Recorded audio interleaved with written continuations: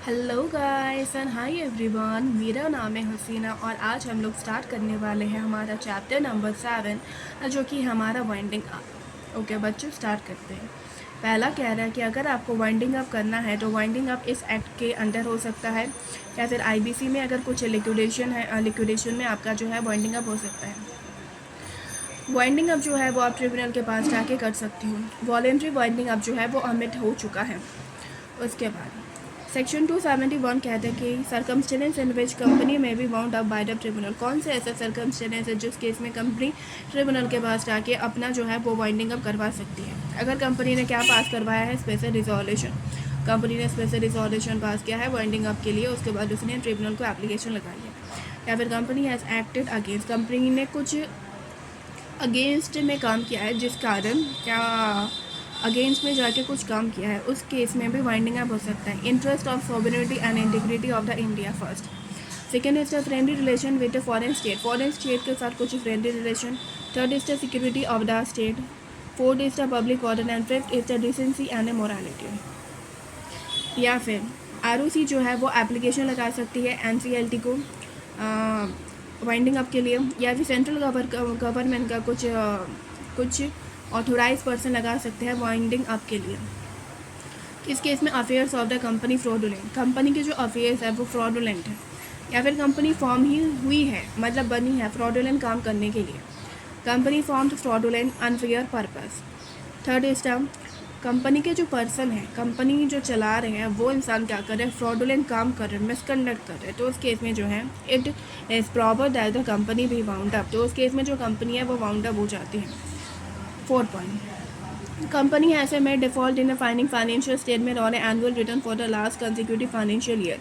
Company ने last 5 साल से कंटिन्यूसली अपनी फाइनेंशियल स्टेटमेंट या फिर एनुअल रिटर्न फाइल नहीं की, तो कंपनी जो है वो वाउंडिंग अप हो सकती है। उसके बाद अगर ट्रिब्यूनल को लगता है कि it is just an equitable की कंपनी जो है वो वाइंडिंग अप हो जानी चाहिए। उसके बाद petition for the winding up. Winding up का जो एप्लीकेशन है वो कौन लगा सकता है, पिटिशन कौन लगा सकता है। पहला कंपनी खुद लगा सकती है, लेकिन उसको अगर लगाना है तो उसको अपना स्टेटमेंट ऑफ अफेयर भी देना पड़ेगा। कंपनी लगा सकती है with statement of affair. Contributor मतलब हमारे मेंबर्स की ही बात हो रही है। कंट्रीब्यूटर को यहाँ पे हमारा मेंबर है, मेंबर कब लगा सकते हैं, पहला उसके पास क्या है, original allotted to him, original shares जो है उसको अलॉट किए गए हैं। उसके बाद वाइंडिंग अप की जब एप्लीकेशन लगाई गई है वहाँ से लास्ट 18 महीने में 6 महीने उसके बाद जो शेयर्स है वो होने चाहिए। उसके बाद devote to him on the date of a former holder, किसी शेयर होल्डर के डेट से वो जो शेयर है वो किसी शेयर होल्डर को मिल गया, तो वो शेयर होल्डर भी क्या लगा सकता है, एप्लीकेशन लगा सकते हैं। इसके बाद क्या करा है, नॉट स्टैंडिंग दैट, मतलब ये जो मैटर्स है वो मैटर नहीं करते, इम्पॉर्टेंट नहीं है कि क्या he may be hold of a fully paid up share, कि वो fully paid up share hold करता है कि नहीं, कंपनी के पास एसेट नहीं है या फिर कंपनी के पास सरप्लस एसेट नहीं है। उसके बाद जो हमारा आरओसी है, जो रजिस्ट्रार ऑफ द कंपनी है, वो भी एप्लीकेशन लगा सकते हैं ट्रिब्यूनल को वाइंडिंग अप के लिए। लेकिन अगर कंपनी ने एसआर पास किया है, उसने एप्लीकेशन लगाई है, तो उस केस में जो आरओसी है वो एप्लीकेशन नहीं लगा सकता। उसके बाद person authorise by the central government के किसी पर्सन ने क्या किया है, एप्लीकेशन लगाया है ट्रिब्यूनल को वाइंडिंग अप के लिए। उसके बाद अगर हमारा जो सेक्शन 271 सब सेक्शन बी था, जो कि हमारा कौन सा, ये वाला, अगर ये वाला केस है, ये जो 5 केस मैंने अभी आपको ऊपर बताए, अगर इस केस में अगर सेंट्रल गवर्नमेंट या फिर स्टेट गवर्नमेंट एप्लीकेशन लगाना चाहती है तो वो लगा सकती है। मैं दोबारा इस पॉइंट को रिपीट करती हूँ, interest of sovereignty and integrity of the India, friendly relation with the foreign state, security of the state, public order and decency and moral turpitude. इसके बाद ये हमारा लास्ट पॉइंट है, ये कह रहे in any case copy of a petition to be submit to the ROC cell within 60 days submit it view to the NCLT.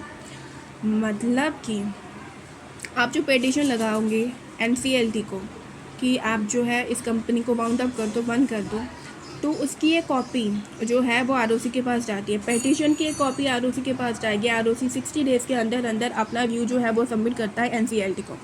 तो दोबारा रिपीट करती हूँ, पेटिशन की एक कॉपी जो है वो आरओसी के पास जाएगी और आरओसी 60 days के अंदर अपना जो व्यू है वो किसको सबमिट करेगा, एनसीएलटी को करेगा। उसके बाद चलते हैं हमारा पावर ऑफ ए ट्रिब्यूनल, मतलब ट्रिब्यूनल को आपने एप्लीकेशन लगा दिया, आपने पिटिशन लगा दिया, उसके बाद ट्रिब्यूनल के पास क्या पावर है। ट्रिब्यूनल को दिया गया 90 डेज़, मतलब 90 डेज़ के अंदर अंदर ट्रिब्यूनल जो है वो ये ऑर्डर जो है वो पास कर सकता है। पहला वो जो है वो केस को डिसमिस कर सकता है, या फिर मैं कैन इंटरिम ऑर्डर, वो इंटरिम ऑर्डर पास कर सकता है। वो एक प्रोविजनल लिक्विडेटर को अपॉइंट कर सकता है वाइंडिंग अप के ऑर्डर के लिए, या फिर वो डायरेक्ट वाइंडिंग अप का ऑर्डर पास कर सकता है, या फिर other order as it may deemed fit, right. उसके बाद ये क्या है कि whether petition is an ground that it is just an equitable that the company we wound up NCLT में refuse order of a wound up if option that, मतलब अगर petition का जो ग्राउंड है वो क्या कौन सा है, जस्ट एन इक्विटेबल, कि कंपनी को वाउंड अप वो जाना चाहिए। तो इस केस में जो NCLT है वो वाउंड अप के लिए पहले तो मना करेगी, वो अदर तरीका देखेगी कि वाउंडिंग अप का को छोड़ के भी अगर कोई अदर तरीका है, कोई दूसरा तरीका है, वो अवेलेबल करेगी, वो देखेगी।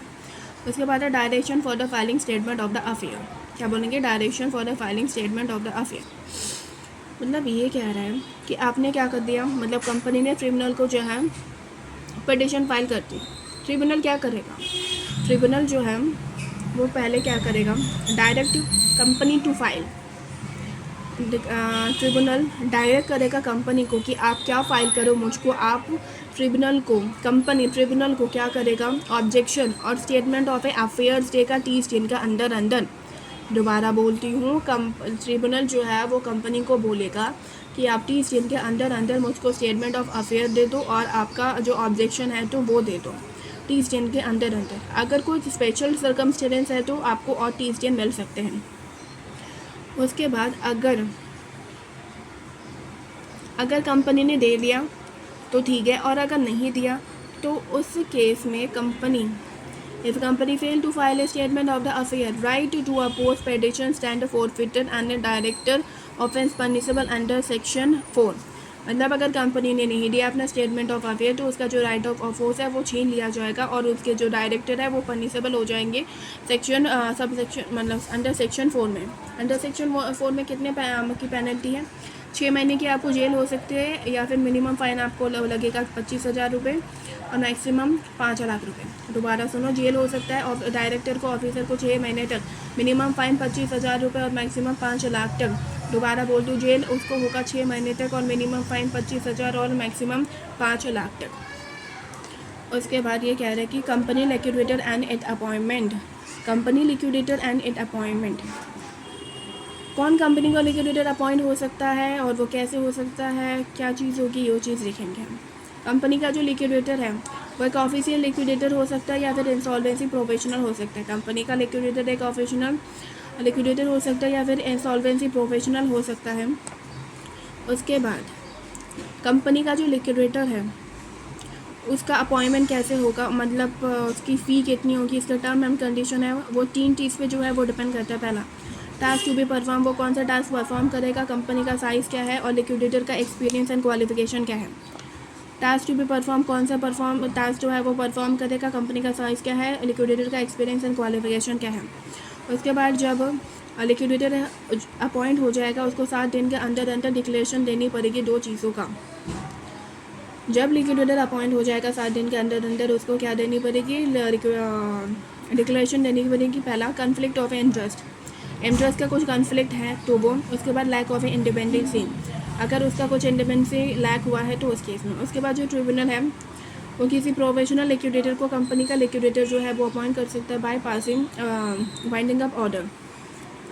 उसके बाद है रिमूवल और replacement of the liquidator, company का जो लिक्विडेटर अपॉइंट किया गया था उसको जो है वो रिमूव कर सकते हैं या फिर वो रिज़ाइन भी कर सकते हैं। कौन से केस में, CFAID, C is the conflict, अगर उसने कुछ मिस कन्फ्लिक्ट किया है तो F इज द फ्रॉड, उसने अगर कुछ फ्रॉड किया है। C is the A is the inability to act as a professional liquidator या फिर company liquidator. I is the interest, conflict of interest. D is the DD। दोबारा बोलती हूँ, M मिसकंडक्ट, फ्रॉडुलेंट, उसने कुछ फ्रॉडुलेंट काम किया है तो उस केस में A inability to act as a professional liquidator and a company liquidator. I is the interest, conflict of interest, lack of independence during his term. उसके बाद D is the professional incompetency, failure to exercise है, DD। उसके बाद company का जो liquidator है, अगर उसका डेट हो गया या फिर उसने रिज़ाइन कर दिया या फिर उसको रिमूव कर दिया गया, तो उस केस में कंपनी का जो लिक्विडेटर के जितने भी काम होंगे वो किसी दूसरे लिक्विडेटर को दे दिया जाएगा। उसके बाद whether tribunal is of a opinion that the liquidator is responsible for the causing loss और damage of the company, tribunal में recover such loss and damages from the liquidator. मतलब अगर ट्रिब्यूनल को लगता है कि लिक्विडेटर की वजह से कुछ लॉस हुआ है या फिर डैमेज हुआ है तो कंपनी से, तो ट्रिब्यूनल जो है वो लॉस और डैमेज जो है वो रिकवर कर सकता है लिक्विडेटर से, लेकिन इससे पहले उसको लिक्विडेटर को ट्रिब्यूनल को देना पड़ेगा regional opportunity of a being here. उसके बाद हम देखते हैं सेक्शन 277 जो कि कहता है intimation to the professional liquidator and company liquidator and ROC and effect of the order.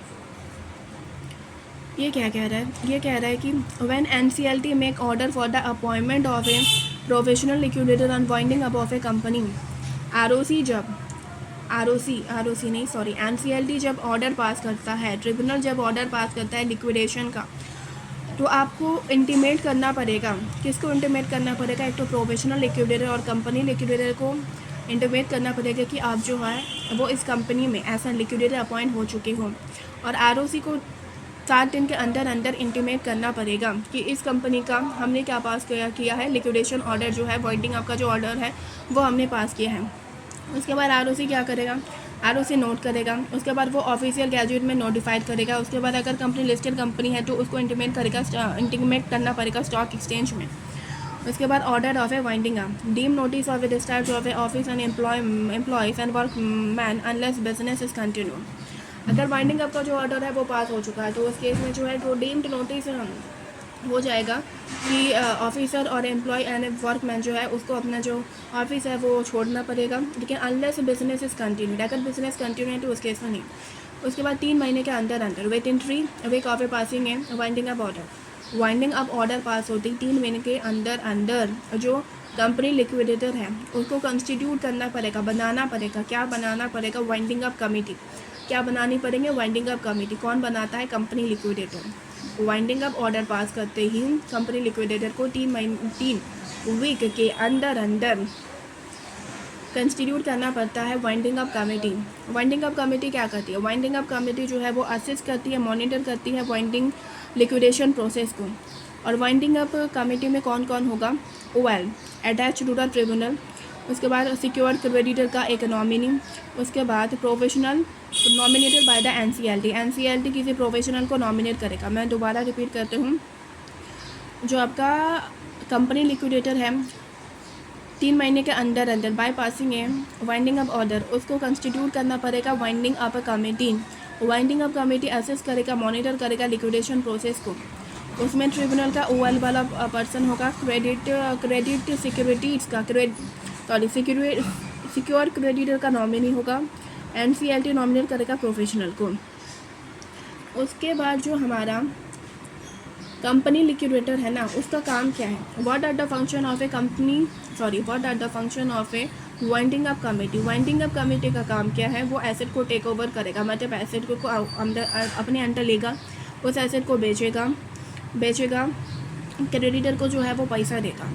उसके बाद अगर कंपनी को किसी से पैसा रिकवर करना है, प्रॉपर्टी रिकवर करना है तो वो रिकवर करेगा। उसके बाद एग्ज़ामिन करेगा।